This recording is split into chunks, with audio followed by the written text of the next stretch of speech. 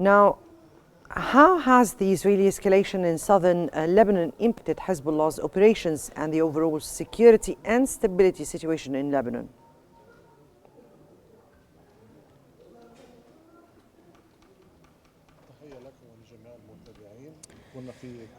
Greetings, everybody. In fact, we have been anticipating this military escalation from the end of the Israeli occupation forces in light of the transition of the American presidency. We were just expecting this, that Netanyahu is going to further escalate his military operations just to seize the opportunity and achieve as many of his field and strategic goals as he possibly could. In fact, this comes with a multitude of impacts.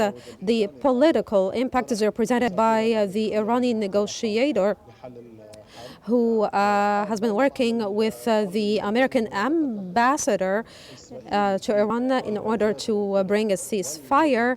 And as well, on a strategic level, we have been seeing that some targets are being pounded by the Israeli occupation forces. But both the political and the strategic goals of Israel are now getting in contact with the military media of Hezbollah. We've seen how the spokesperson of Hezbollah had been targeted today, and in fact this as well once more attests to the fact that Netanyahu is trying to seize the opportunity as the ruling authority in the United States is changing right now.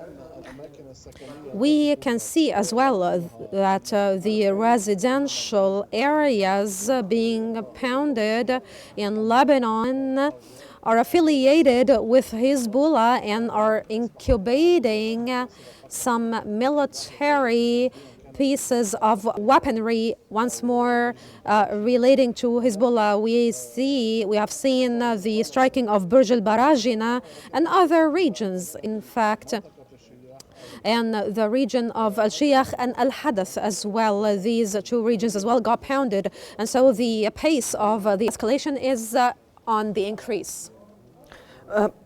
Right. Can you tell us the abouts of the assassination of Mohammed Afif and his role as the media chief in Hezbollah?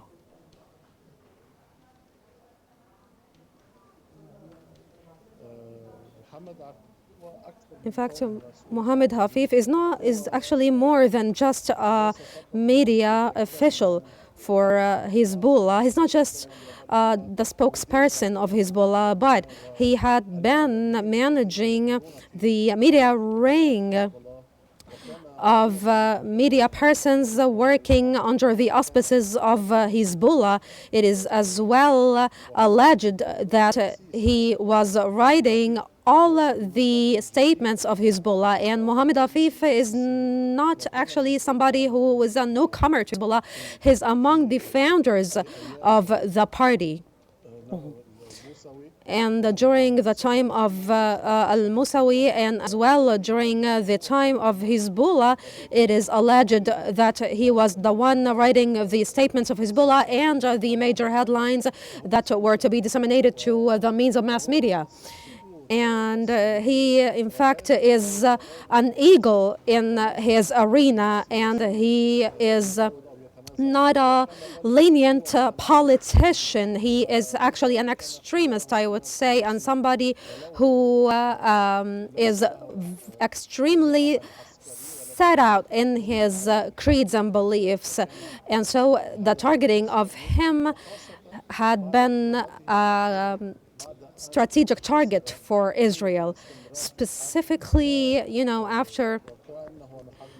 as Israel had been escalating its offensives, he started taking part in this war in the actual battlefield by disseminating the statements of Hezbollah. From your point of view, what are the underlying motivations behind Israel's airstrikes in Lebanon? And are they purely military, or do they serve a broader political purpose?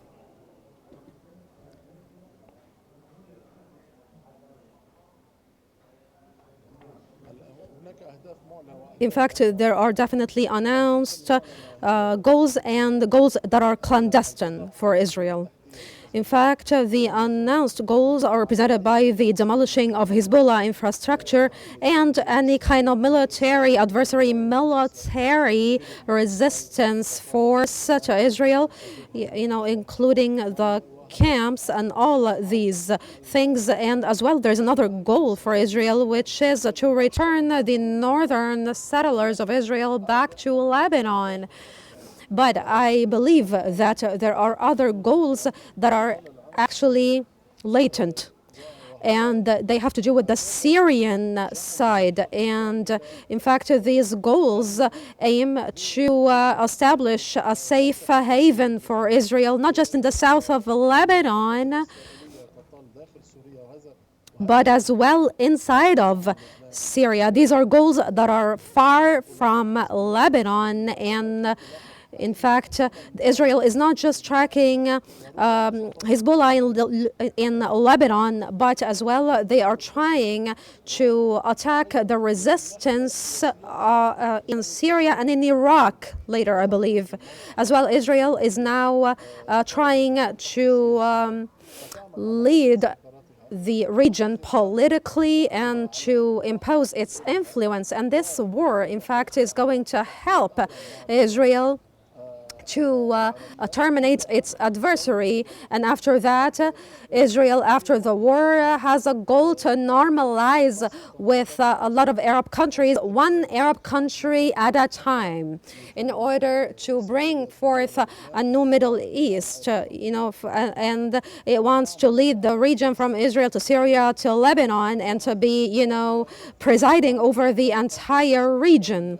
And Israel, when finally it announces victory in this war, it'll just announce that it, along with its allies, are going to lead the region. And that was researcher and political writer Abikian. Thank you so much for your analysis and your insights here.